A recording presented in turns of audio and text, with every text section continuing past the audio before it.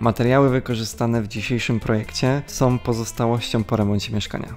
Temat ekologii nie jest mi obcy, niczego zatem nie marnuję. Naszym zwyczajem połączę dziś drewno, czyli blat bukowy, żywicę, stal oraz płytki szklane.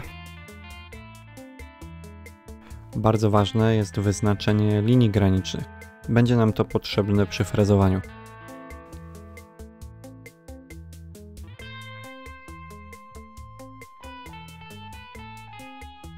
Frezuję na 5 mm głębiej niż wysokość płytki.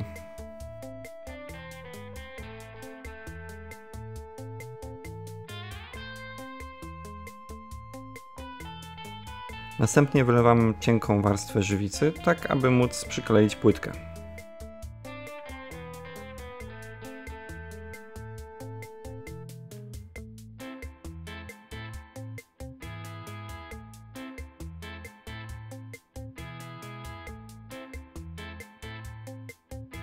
Pamiętajcie, żeby dokładnie wyczyścić powierzchnię zalewanych przedmiotów, bo jeżeli coś tam zostanie, to zostanie już na zawsze. Kolejnym etapem jest fugowanie płytek. Wykorzystujemy do tego celu żywicę z domieszką barwnika fluorescencyjnego, czyli w nocy będzie efekt świecenia. No, powinien być, ale czy będzie? 12 godzin później, czyli po całkowitym wyschnięciu poprzednich warstw, dodajemy ostatnią warstwę żywicy. Teraz wypalam bąble powstałe w procesie mieszania. Te bąble mogą też powstawać z gazowania drewna.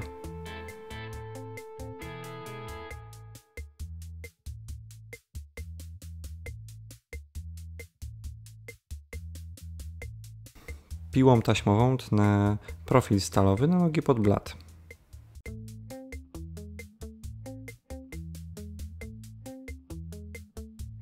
Pierwszym etapem jest oczyszczenie materiału z rdzy. Należy załamać ostre krawędzie, żeby uniknąć przecięcia.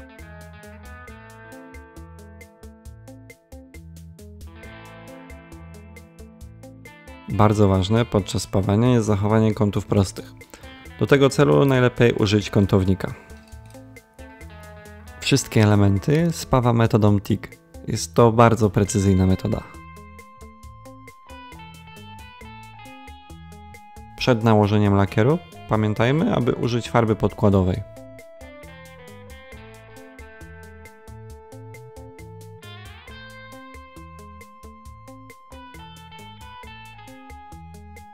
Kolejnym etapem jest frezowanie w celu wyrównania powierzchni blatu.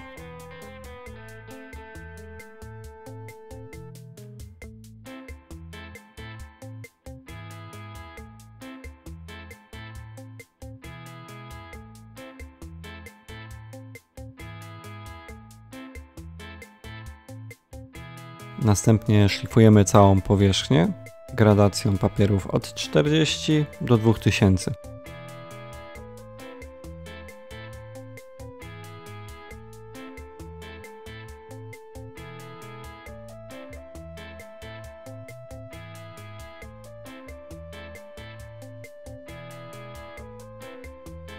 Ogłaszam konkurs na najlepszy projekt dowolnego mebla. Jeżeli masz pomysł na stół, szafę, biurko, stolik kawowy, no cokolwiek, wyślij do mnie projekt. Zrób szkic, nanieś na niego wymiary i określ kolory. Najlepiej, żeby mebel był z drewna, stali oraz żywicy. W tym czuję się najlepiej. Jeżeli to właśnie Twój projekt uznam za najbardziej oryginalny, zrobię go na łamach naszego programu. Ty w zamian za to, że wykorzystaliśmy Twój projekt, gotowy produkt dostaniesz od nas w prezencie. Pokryjemy koszty wytworzenia oraz wysłania go do Ciebie. Zachęcam i pozdrawiam!